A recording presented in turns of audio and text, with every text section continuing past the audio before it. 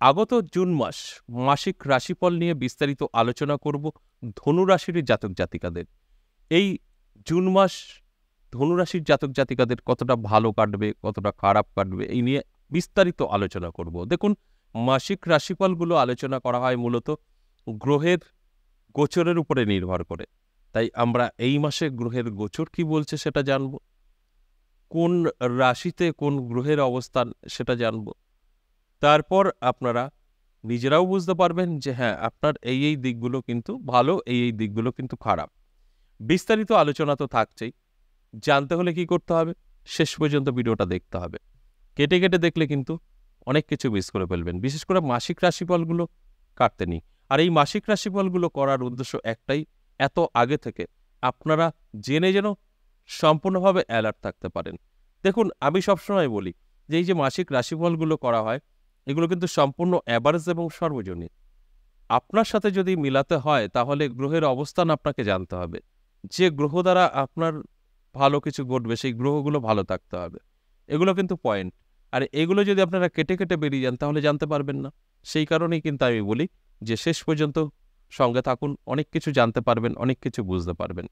দেখুন, আজকের আলোচনা ধনু রাশিকে নিয়ে। ধনু রাশির কিন্তু মধ্যম কাটবে, অর্থাৎ ভালো মন্দ দুটোই থাকবে। তাই কোন দিকটা ভালো কোন দিকটা মন্দ এটা জানতে হলে আপনাকে তো শেষ পর্যন্ত থাকতেই হবে, তাহলেই কিন্তু আপনি জানতে পারবেন। এছাড়া আপনাকে ভালো করে জানতে হবে যে আপনার রাশি আছে আর আপনার সাথে কি ভালো বা মন্দ সবই মিলবে না। রাশির সাথে সাথে গ্রহেরও একটা সুপ্রভাব আপনার উপরে থাকতে হবে। সব ঠিকঠাক থাকবে তো আপনার সাথে মিলবে, সব ঠিকঠাক থাকবে না, আপনার সাথে মিলবে না। তাই প্রত্যেকটা দিনই কিন্তু আমি আপনাদের অনুরোধ করি যে শেষ পর্যন্ত আগে ভালো করে শুনুন, তারপর আপনার সাথে মিলিয়ে নিন, তারপর দেখবেন আপনি নিজেই বুঝতে পারবেন।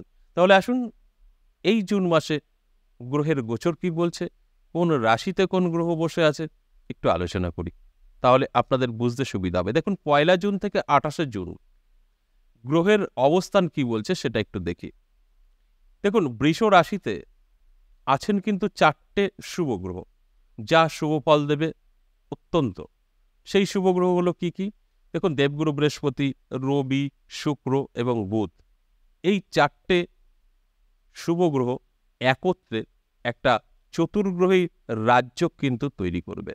এই যে চতুর্গ্রহী রাজ্য, এটা তো হচ্ছেই, তার সাথে সাথে লক্ষ্মীনারায়ণ যোগ, বুধাদিত্য রাজ্য, এগুলো কিন্তু আমরা দেখতে পাবো। এরপরে দেখুন, কন্যা রাশিতে কন্যা রাশিতে কিন্তু আছেন কেতু। এই কেতু গ্রহ কন্যা রাশিতে, সেখানেও কিন্তু ভালো ফলই দেবে। এবং শনি কিন্তু কুম্ভ রাশিতেই আছেন। আর মীন রাশিতে আবার 3টে গ্রহ একত্রে ত্রিগ্রহী রাজ্য তৈরি করবে। এই 3টে গ্রহ কি কি? দেখুন, রাহু, চন্দ্র, মঙ্গল, এখানে কিন্তু একটু সমস্যা তৈরি করবে। তাই ভালো মন্দ কি বললাম, এখানে ত্রিগ্রহী রাজ্য শুভ এবং 3টে গ্রহ সেটা কিন্তু একটু অশুভ।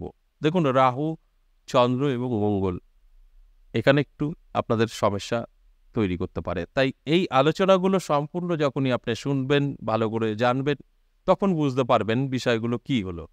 তাই এই যে গ্রহের অবস্থান, এর ফলে কতটা সফলতা আপনার জীবনে আসতে পারে সেটা নিয়েই আজকের আলোচনার বিষয়। তাহলে আমরা প্রথমেই আর্থিক দিকটা দেখব। আর্থিক দিকটা কতটা ভালো থাকছে ধনুরাশির জাতক জাতিকাদের। দেখুন, আর্থিক দিকটা যথেষ্ট পজিটিভ থাকবে, ভালো থাকবে, এতে কোনো সন্দেহ নেই। তাই আর্থিক দিক নিয়ে চিন্তার কিছু কারণ নেই। আর্থিক দিক থেকে আপনাকে অনেকটাই সচ্ছলতা রাখবে। ইনকাম আপনার যে কোনোভাবে হতে পারে, আপনার ইনকাম বৃদ্ধি পেতে পারে বা অন্যান্য দিক থেকেও অর্থ হাতে এসে ধরা দিতে পারে, সেটা আপনার জানার বিষয় না। আপনার আর্থিক উন্নতি হবে, এটাই হচ্ছে শেষ কথা। যে কোনোভাবেই হোক না কেন, আর্থিক উন্নতি চোখে পড়ার মতো হবে। আপনি বিজনেস করছেন, ভালো চলবে, বিজনেস আপনার যথেষ্ট পজিটিভ এবং ভালো চলবে। চাকরি করছেন, চাকরির জায়গায় আপনি পদোন্নতি হতে পারে বা ভালো একটা জায়গা আপনি তৈরি করে ফেলতে পারেন। যেখানে আপনার সমস্যা চলছিল, নানা রকম অশান্তি কর্মের জায়গায়, সেগুলো কিন্তু মিটে যাবে। এবং আপনার তার সাথে সাথে স্বাস্থ্য আমাদের জানতে হবে, কারণ আমাদের আর্থিক উন্নতি এবং স্বাস্থ্য এই দুটো ভালো থাকা প্রয়োজন। তাই স্বাস্থ্যের কথা যদি বলি, তাহলে কিন্তু যথেষ্ট ভালো থাকছে আপনার স্বাস্থ্য। তবে শরীরের যত্ন নিতে হবে। 15 তারিখের পর থেকে স্বাস্থ্যের কিন্তু সমস্যা দেখা দিতে পারে। শুরু থেকে ভালো থাকবে, 15 তারিখের পর কিছু না কিছু সমস্যা আপনার জীবনে আসতে পারে। তাই সেই দিকগুলো একটু লক্ষ্য রাখতে হবে এবং রিচ খাবার থেকে দূরে থাকতে হবে এবং আপনার শরীরের যত্ন নিতে হবে। এই জায়গায় কিছুটা প্রবলেম আপনার হতে পারে। তবে শুরুর থেকে যথেষ্ট পজিটিভ। যদি আপনি এই প্রোগ্রামটা দেখার পরে নিজেকে অ্যালার্ট করতে পারেন তাহলে যথেষ্ট ভালো থাকবে। আর যদি অ্যালার্ট না হতে পারেন তাহলে কিছু খারাপের সম্মুখীন আপনার হতে হবে। এবার আসুন দেখব যে আপনাদের দাম্পত্য পারিবারিক সুখ শান্তি কতটা ভালো থাকছে। দেখুন, দাম্পত্য পারিবারিক সুখ শান্তি কিন্তু আপনাদের মধ্যম থাকবে। মানে খুব ভালো বলা যাবে না, খুব খারাপ তাও বলা যাবে না। অনেকটাই নির্ভর করবে আপনার উপরে। যদি আপনি ঠিকঠাক মানিয়ে নিতে পারেন যথেষ্ট ভালো থাকবে, না মানাতে পারলে একটু কিন্তু খারাপ থাকবে। অর্থাৎ স্বামী স্ত্রীর মধ্যে মতের অমিল, তর্ক বিতর্ক, ছোটখাটো সমস্যা এগুলো তৈরি হতে পারে। আর এগুলো যদি আপনারা কন্ট্রোল করতে পারেন, নিজেকে ঠিকঠাক মতো পরিচালিত করতে পারেন তাহলে ভালো থাকবেন। আর এই আলোচনাগুলো করার উদ্দেশ্যই আপনাদের আগে থেকে জানানো, অ্যালার্ট করা। ঠিক সেইভাবে আপনারা চলতে পারবেন, তাহলে দেখবেন ভালো থাকতে পারবেন। তার মানে এই কথাগুলো বলা হচ্ছে আপনার সাথে মিলতেই হবে, না মিললে ভালো না তা কিন্তু না। আপনাকে বলা হচ্ছে মানে আপনারা যখন জানতে পারবেন সেইভাবে চলবেন, মিলবে না, এটাই হচ্ছে আলোচনার কারণ। আর আপনারা যদি মনে করেন যে না যা আছে আছে, যা হবে হবে, তাহলে কিন্তু যে কথাগুলো বলা হচ্ছে এগুলো 100% মিলবে, কোনোটাই মিস যাবে না। এই আগাম আলোচনা করার উদ্দেশ্য একটাই, আপনাদেরকে অ্যালার্ট করা যে এগুলো থেকে এড়িয়ে থাকুন, বাস এটাই। আমরা চেষ্টা করলে এগুলো এড়িয়ে যেতে পারি, সম্ভব। এরপর আমরা দেখব যারা পড়াশোনা করছেন তাদের কতটা ভালো সময় চলবে। পড়াশোনা যারা করছেন তাদের ক্ষেত্রে কিন্তু আমি বলবো একটু চাপের বিষয় হয়ে যাবে, খুব ভালো রেজাল্ট করতে পারবে না, পরিশ্রম অনুযায়ী রেজাল্ট কিন্তু তাদের আসবে না। এই জায়গাটাও কিন্তু একটু প্রবলেম চলছে, কারণ এখানে চন্দ্র ঠিকঠাক মতো কাজ করবে না। চন্দ্র হচ্ছে আমাদের মনের কারক গ্রহ, চন্দ্র থেকে আমাদের মন স্থিরতা আসে, সেখানে একটু প্রবলেম হবে।